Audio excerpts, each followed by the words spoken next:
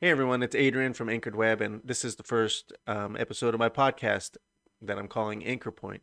So, a bit of an update. This episode is supposed to be about, and it still is about website accessibility. The only thing is that the Department of Justice just put out a thing that says they're delaying the enactment of this law for another year. So I guess the deadline that we talk about is not as urgent anymore, but the whole rule and what we have to do about it doesn't go away. It just gives us more time to talk about it. So take a listen to this episode. I talked to an attorney about the law, and I also talked to somebody from the Valley Center for the Blind. So you get a little bit of the legal grounding, but you also get, some of the real world experience and some of the things that Valley Center for the Blind does around website accessibility. So let's get into it. Welcome to the Anchor Point podcast, Central Valley Business. What works and why? So, Ray, why don't you introduce yourself? Hello, everybody. My name is Ray Villarreal or Ronaldo Villarreal, but I go by Ray.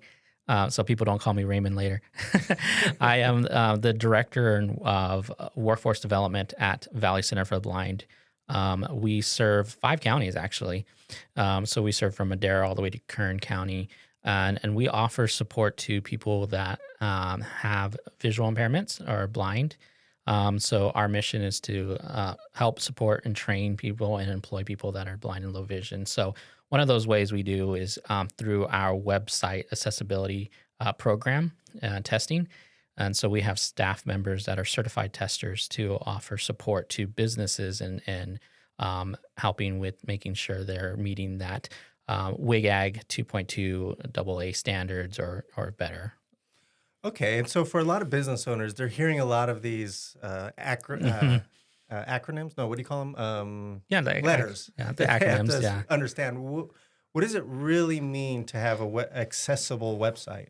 Yeah, so it means just to be able to make sure that they're meeting the World Accessibility Guidelines, and this is something that they put in place of making sure that websites are you can navigate them with your vision or with keyboard commands or other accessible tools for individuals that are disabled, that have a disability. And so what that means is that there's certain things that you have to make sure the baseline of what makes a website accessible. Is it have alternative text for images that are on the screen? Are there navigation set correctly so you can tab or use other mobility devices to assist you? And just make sure that stays in the compliance and standardized so that anyone with a disability can come and utilize that website, because a lot of times those standards are not being followed. And that's the challenge for individuals like myself, to be able to utilize information on the web or even do business on the web. Okay, and so tell me about what is the experience for you or anybody who has disabilities? I know there are different kinds of disabilities, so there might Yeah. be different things that people might need in a website. But what does it mean for you when a website is not accessible? What it means down to the very core of it is I'm not able to do business with that website, no matter what it is. If it's like me enrolling my student into a school, my 2 kids enrolling them to a program, me shopping, buying apparel for myself or my wife or someone else, or me, say me because these are things I do, or even myself buying auto insurance for my wife because she, Right. I may not be driving, but I am paying the bills in some way. So I got to shop those rates. So, that's what it means to me, is to be making sure that a website's accessible so I can continue to do those, what we do on a day-to-day basis. I may be disabled. That doesn't mean that I'm broken in a way that I can't continue to do work or do activities or do what you would consider like somebody normal. Are we all normal? I don't think so. Everybody's got something. So everybody got something. I think I was telling you, Adrian, that there's a stat out there that says 1 in 4 people have some type of disability. Yeah. And when you think about that, it's like, wow, there's 3 of us in this room. So of course I'm the one. So yes. Well, I mean, and then when you're browsing the internet on a regular basis, do you find that most websites or a lot of them, do you get stuck a lot? I definitely get it stuck a lot, and it is unfortunate. Luckily I have some usable vision where I use what's called a screen magnifier. I So see. it allows me to magnify onto the screen, and I use what's called a color inversion because my condition specifically, which is retinitis pigmentosus, I have what's called considered pinhole vision. So I literally do not have any peripherals. I can't see on the side. I I can only see. see directly, Hmm. and it's very small. It's like looking through like a straw, and Mm. and then also adding blurriness and night blindness to on top of that. Gotcha. So when I'm navigating a website, I have to make sure that it's inverted because the white backgrounds cause a glare in my vision, Hmm. and it makes it challenging to locate text or also navigate imaging and or anything in that fashion.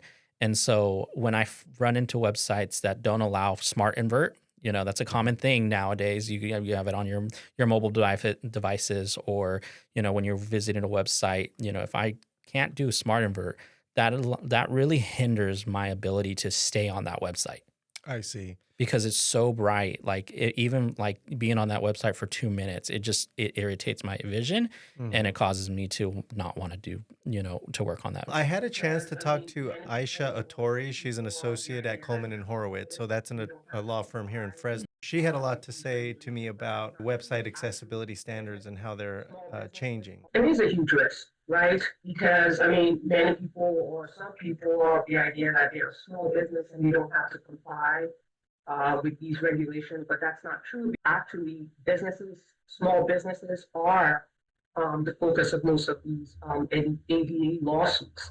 The main thing for the Department of Justice, which is the entity responsible for regulating the ADA, is making sure that people with disabilities have access to every aspect of life that's going on in the digital space.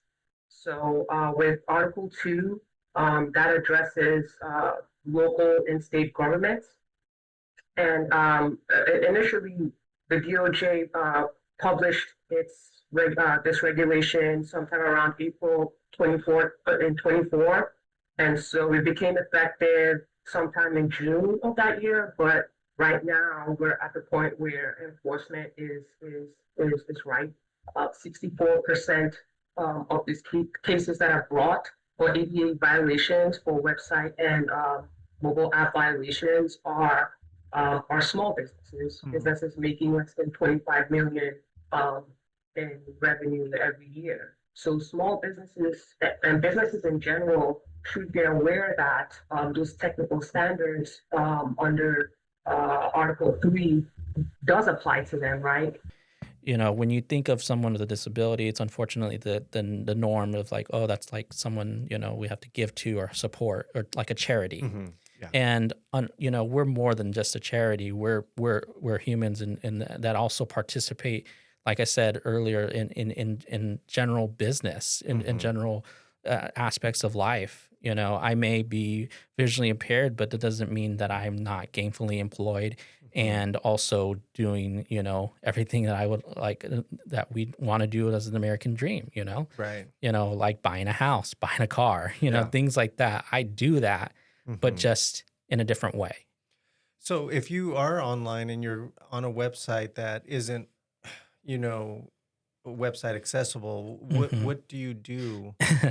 Yeah, a lot of times I just leave.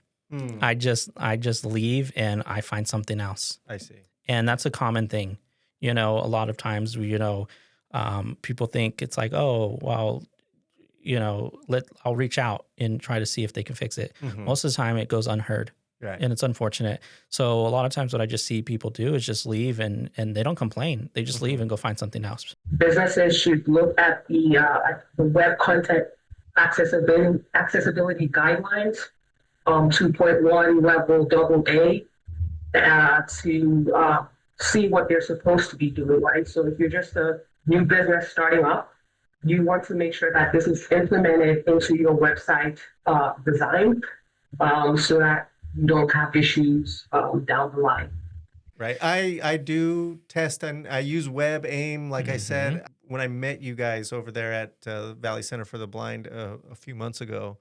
and I learned about certifications that exist for that, I was like, oh, okay, that's where the real work is happening. Yeah, and we're proud to say that we have a team member that is certified through through the federal government to do this work. He's been, it was like a year-long training that he had to go through, and then he had to go through, I think it was like over 150 questions to validate his knowledge of this program, and he continues to perform, continue education on the standards and meeting those, and be able to provide that support to the community and the business at large, and I just, that's the thing.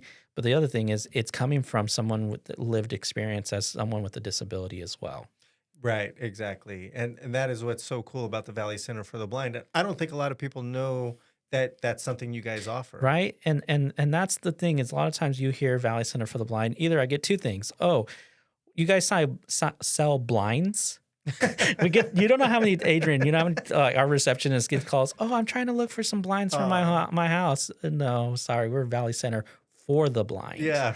Not for your blinds. Yeah. Or, oh, I'm not blind, so I don't need your services. And that's the thing. Those are two, unfortunate stereotypes. I have some friends that, one of their businesses is, personal care, and booking an appointment was an issue. I see. I'm like, I want to support you, but I can't book through your website.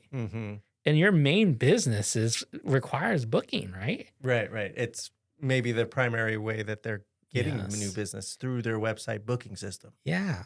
And so, of course, we address that really quickly, so that you can capture that business. I have a business owner who's starting brand new catering company, and asking him, how do you want to start? Like, how is your business going to function? It's a food company, but he said all of the orders are going to come through the website. Yeah, and food companies, catering companies, restaurants. The biggest thing that can I say pet peeve? It is a little pet peeve. Okay.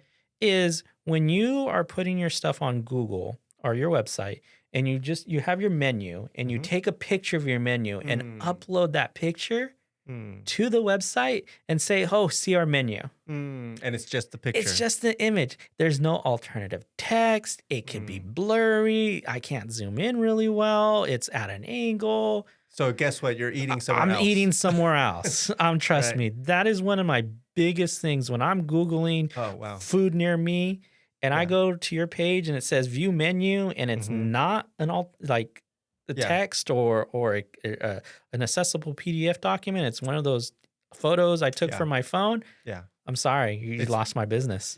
Take my money, please. I say that a lot of times. It's like, why is it so hard for somebody to take the money that I want to give them? You know, it's like, I love the stuff that you offer, but if it's like, why I can't do it with, why? So 100%. Okay. Well, I'm really, really thankful that you came by today to talk about this. Is there anything else you want to tell us about Valley Center for the Blind or anything? We're an open book. Okay. We're here. We're in like I said, in the Central Valley, but we service, we try to, our business service lines are all over. You can visit us at, myvcb.org. And we just had our website design change. Nice. And so you can see more of our workforce services that we offer, not just website accessibility testing, but call center support, kitting, all that fun stuff. Again, we're just a nonprofit organization trying to serve a mission, which is support, train, and employ people that are blind or low vision. Well, thanks so much for being here today, and you're welcome back anytime. Thank you so much, Adrian. Yeah. Thanks for listening. Like and subscribe for more, and visit anchoredweb.com.